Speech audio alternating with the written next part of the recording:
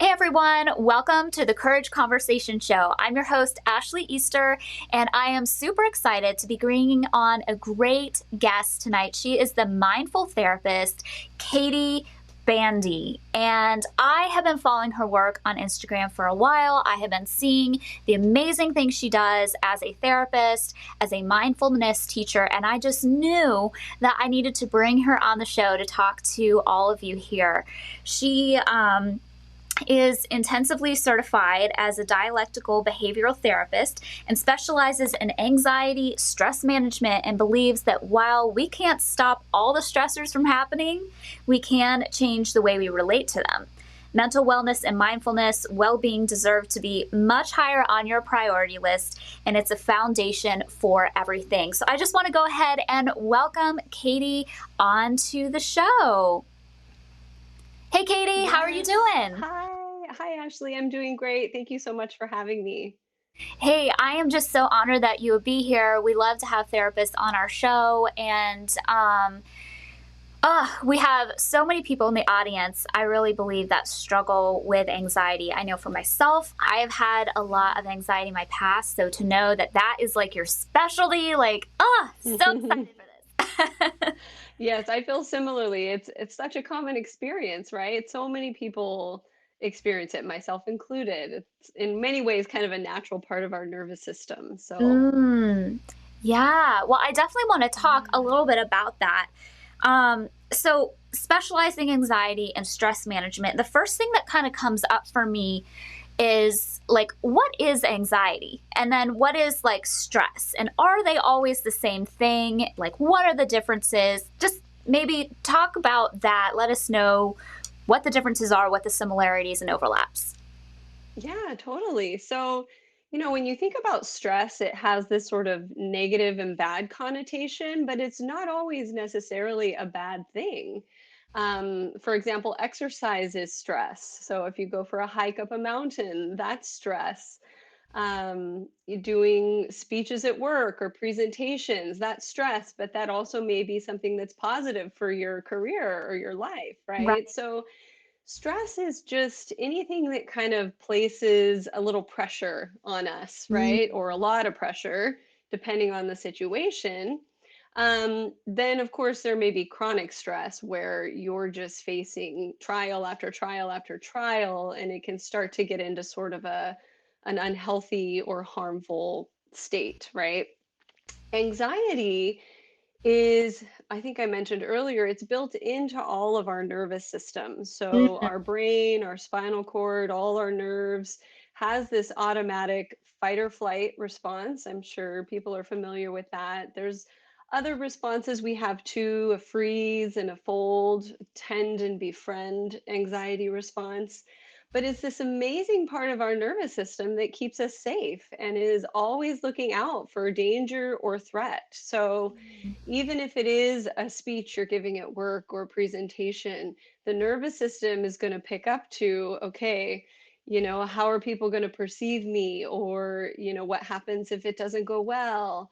And so when the nervous system activates in those situations, our heart starts racing, breathing rate increases, muscles tense, and it's our body activating and preparing to either fight to defend us if it needs to, or run away, or even freeze. People have a hard time thinking or concentrating sometimes when they're anxious. So, if we're facing a lot of chronic stressors, one after the other, the nervous system can kind of get overactivated and overstimulated. And maybe the extreme form of stress might be a form of trauma. If someone Mhm. experiences trauma, that activates the nervous system into that response. And for some people with anxiety, that system might get stuck on. So it's always sort of buzzing in the background, or it's activated much more easily. It's like always ready to trigger on. Right. Okay, so that makes a lot of sense. And a lot of our listeners, and myself included, trauma has been a big part of our past lives. Yeah.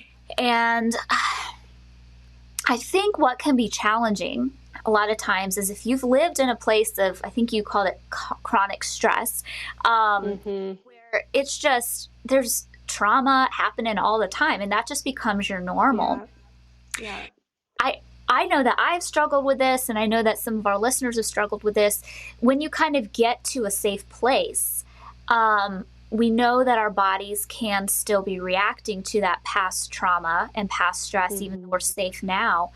But it can be hard to distinguish between like what is anxiety from past trauma and what is quote unquote normal levels of anxiety that anybody without a lot Yeah. of trauma is experiencing. Because I think sometimes you can begin to feel like, I don't know what's normal or not normal. I put that in quotations because Yeah. what is normal, but There's no such thing, yeah. right, right. But when is it from trauma?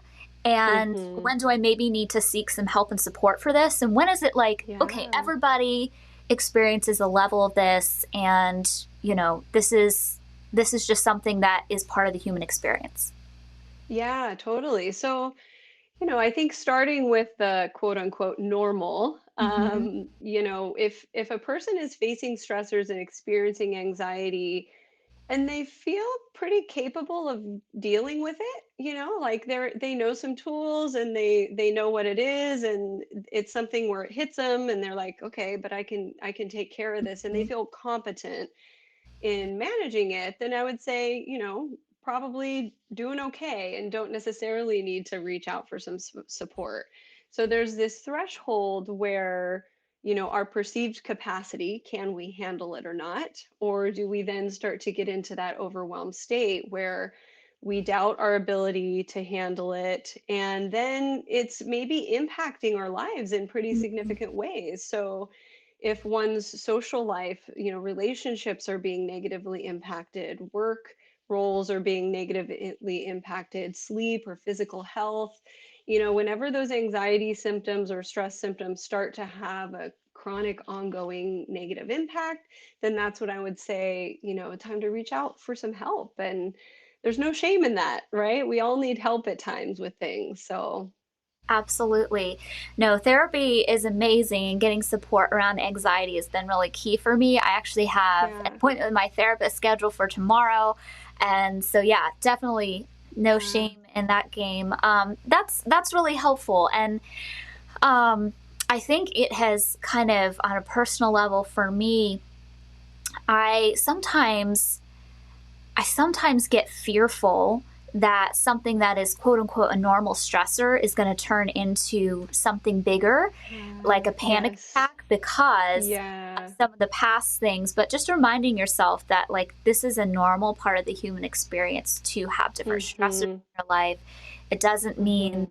that your life is falling apart just because your body is responding this way.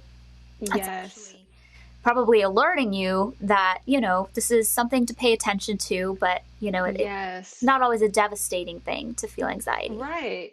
And I think when it comes to treatment with trauma, because anxiety, PTSD is an anxiety disorder, right? Right. And so that's where it does help to have someone, a therapist, someone who's trained in these things, because there's this combination with anxiety of the automatic biological response that's happening that we don't get to choose in many Right. ways. It's our sympathetic nervous system that activates on its own. And then there's this other part that is our cognitive process. How are we thinking about the experience? Are we anticipating something? Are we catastrophizing? We can do that with our thoughts, right? So, in working with a therapist on trauma, it's important to do that carefully, because part of it is some exposure therapy and desensitizing to anxiety.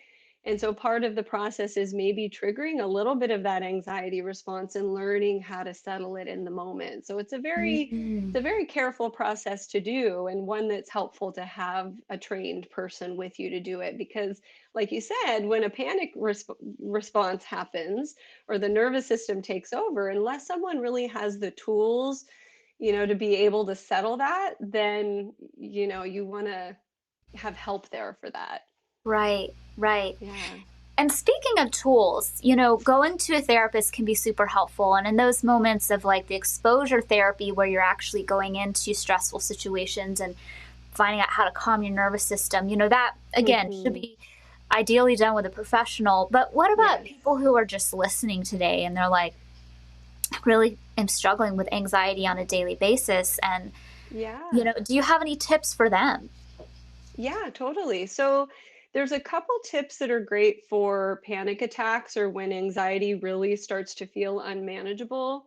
And there's a little kind of cautionary to these skills. They do lower your heart rate, which is what we want when Mm, we're experiencing anxiety. We want to lower it. But if you're on medication that already lowers your heart rate, or you have, blood pressure issues, you want to consult with your healthcare provider first. So the first tool is actually to take a pack of cold ice. You can use peas, like frozen peas or whatever, and you put it on your face, kind of right over your eyes. And if you lower your head, like between your legs, so if you're sitting down, mm, you want to lower your head below your heart, put the cold pack on your face, and then take very slow, deep breaths, and even hold your mm, breath for a moment. What this does is it activates the human dive response.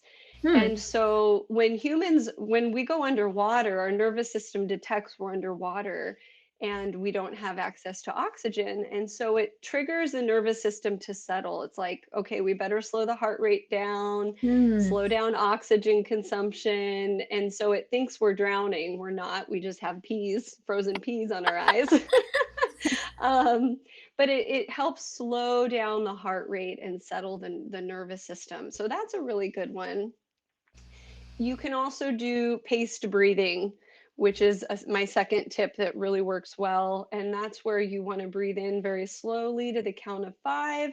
And then you want to exhale even slower to the count of mm. seven. So you pace it and you want to have that exhale longer than the inhale. There's something about that that kind of triggers the nervous system. And again, it kind of slows the heart rate down. So those two are really good if you're experiencing intense anxiety that's starting to get up into the unmanageable levels and you want to just quickly settle. Um, but the key with that is that once our nervous system has settled, if we direct our attention back to the stressor, it's just going to activate again, right? Ah, So you have to combine that with some distraction, shifting your attention to something different, so that it doesn't go back into that mm. response. Now, question there. So, I think when I hear the term distraction, a lot of times there's negative connotations with that. And people say things Hmm. like, don't distract yourself. You need to head on deal with your issues. And, what would you say to people who are coming from the mindset of like, is distraction really just bypassing this? Talk about that. Yes, that's a great question. So, DBT, the form of therapy that I offer, it's based in dialectics, and dialectics is a philosophy and a study of opposite things that can be true at the same time. Mm, So something like distraction, everything has its pros and cons, right? So it can be positive and it can be negative. So there are moments where distraction is effective. If we are exposed to something that's very, very much overwhelming us in the moment, we need to distract temporarily. So mm, that's kind of the key there is that we definitely don't want to overuse distraction, and it can be overused if we just kind of slip into a pattern of mostly distracting from our problems or our stressors. But there's times like, let's say you've heard of the Sunday scaries, right? Where people are dreading Monday, they're anxious about it, they can't stop thinking about it. That's a great time to use distraction and say, you know what, for Sunday evening, I'm going to watch my favorite movie. I'm going to, enjoy a nice meal and distract from thinking about Monday until I'm there and can actually do something about it. Right. So it's about this sort of planful, mindful use of mm. distraction. If we make it our main technique that we're using all the time, then that's when it becomes a problem. That makes so much sense. So you're kind of leveraging distraction and using it, really strategically or like you said, mindfully. That Yes. makes a lot of sense. And you mentioned like watching TV can be distracting, positive distraction sometimes. I know for Mhm. myself, I love to watch funny animal videos, like little cute Yes. animals and stuff. And Mhm. what are some other, like maybe non-toxic distracting methods? Yeah. So I teach mindfulness and I practice mindfulness, and a lot of mindfulness is about getting into your five senses Mm, and being fully present in the moment using sight, touch, sound, smell. So, taking a warm bath and listening to mm, soothing music and keeping all your attention on the sensation, the smell of the bubbles, the sound of the music. So that's distraction, and you're just being fully present there. You notice if your mind starts to wander back to that stressor. yeah. Nope, right now I'm in the bath, right? Mm, Walks in nature, getting outside, time with your pets, times with loved ones. These are all things that can be used as distraction from the maybe overthinking mind. right, right. Okay, that's super helpful. Everybody who's listening, I hope that you're taking notes on this one because she's just like laying down some amazing tips.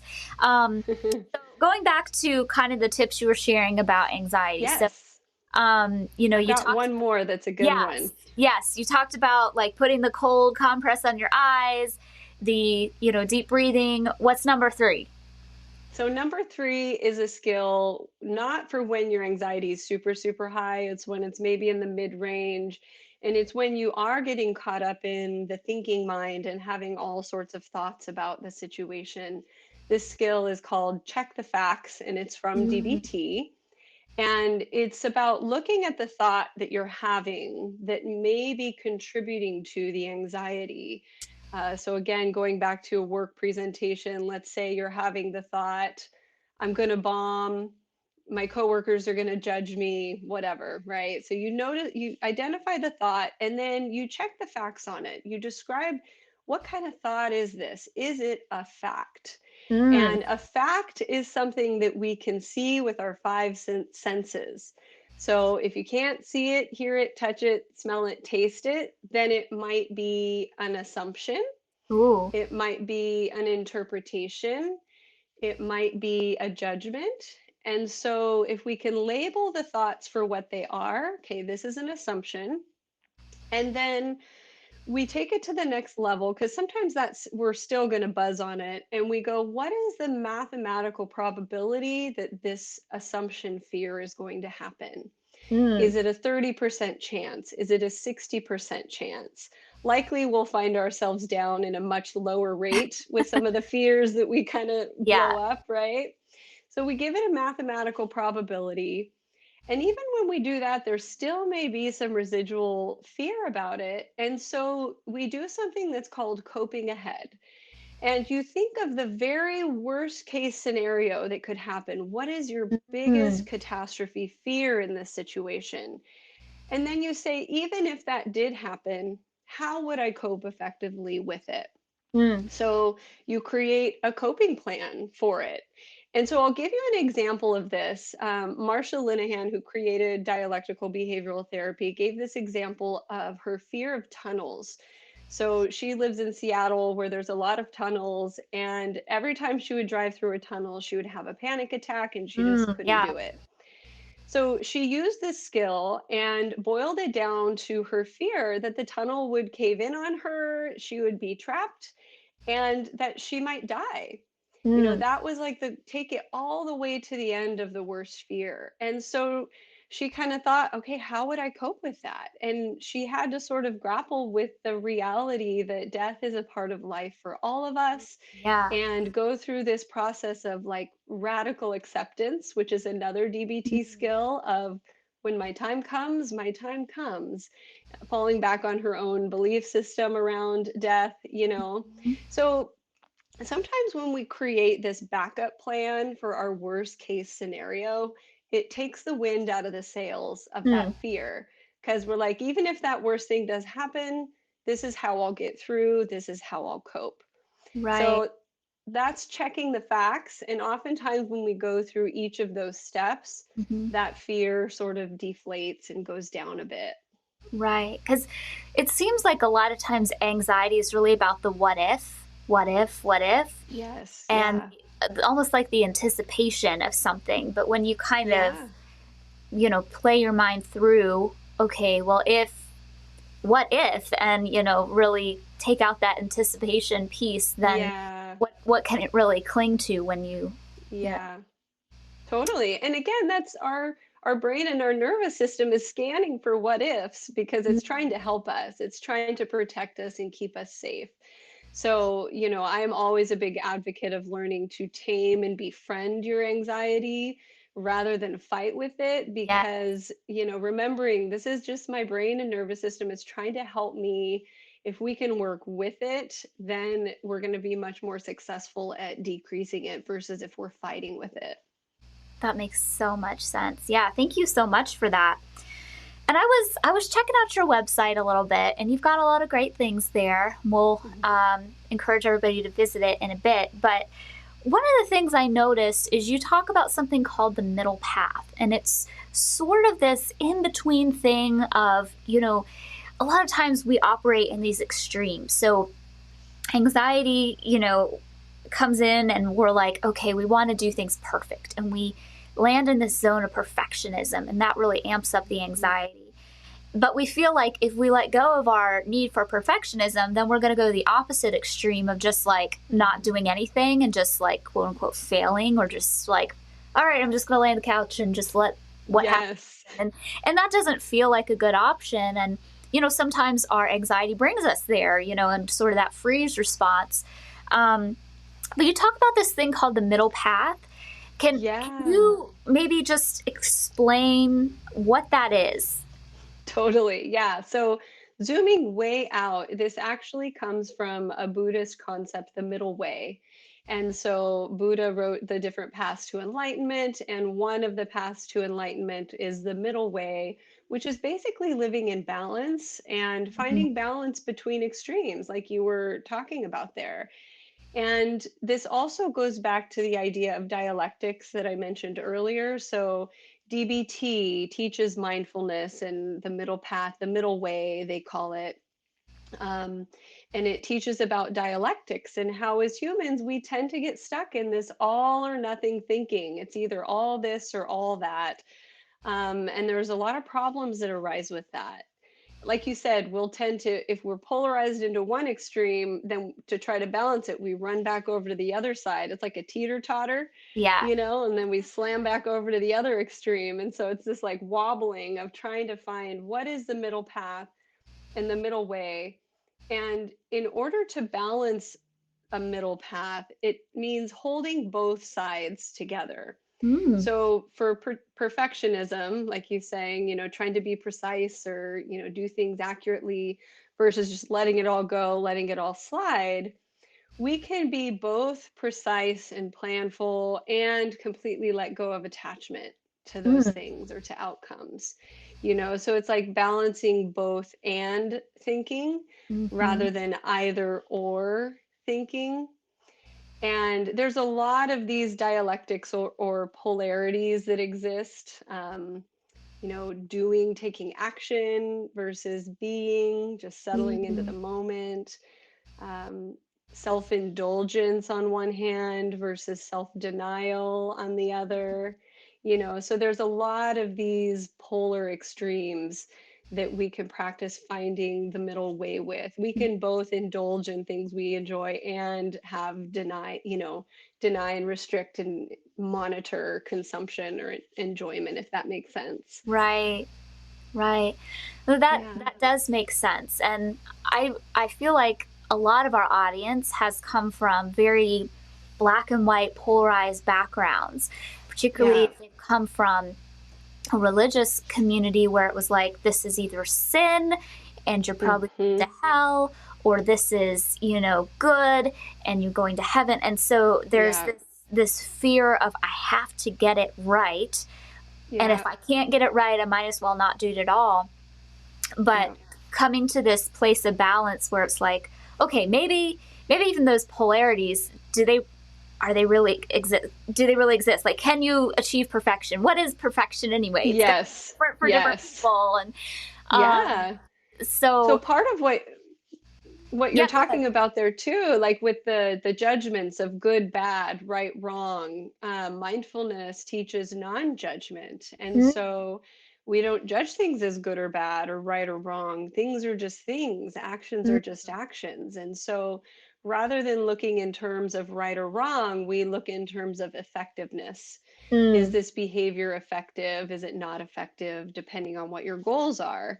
right. Um, and so we can look at if things are harmful or hurtful, and we can Mhm, acknowledge that, right? So it's not about being permissive of things that are harmful or hurtful, but right. it's getting away from that, good, bad, right, wrong type of Mhm. thinking that tends to create a lot of problems. Yeah, a lot of stress and Yeah. anxiety just from Yeah. belief systems like that. Yeah, Yeah. yeah. Yeah. So anybody who is, tuning in and listening, maybe they are really in the midst of a lot of anxiety. Maybe they feel like anxiety is just sort of swallowing them up and it is affecting their everyday life. What would you say to that person right now? What kind of message of hope could you give them? I think first off, I just really always want to emphasize that having anxiety and experiencing those feelings is a very human thing. Mm, We all experience some of those feelings at times. And so it doesn't mean there's something wrong with you. It doesn't mean you're weak.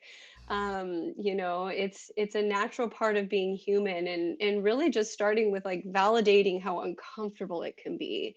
It can be really, really uncomfortable. And there's a lot of things that we can do to help. There are a mm, lot of things, that we can learn to practice to help build more mastery and feeling like you can handle it and figure it out when it shows up. So there is mhm. hope, and there's a lot of things that can relieve that distress. That's beautiful. Thank you. And I know after hearing about this and all your amazing tips, and you just have such a good vibe and energy. You just feel very warm and safe, and I love that about you. Where can people follow your work? How can they maybe take part in some of the projects that you have? Can you share that with us?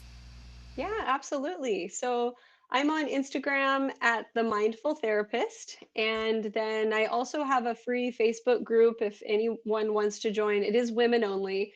So I'm primarily serving women. It's called the Mindful Vibe Tribe. So you can find me in that group on Facebook.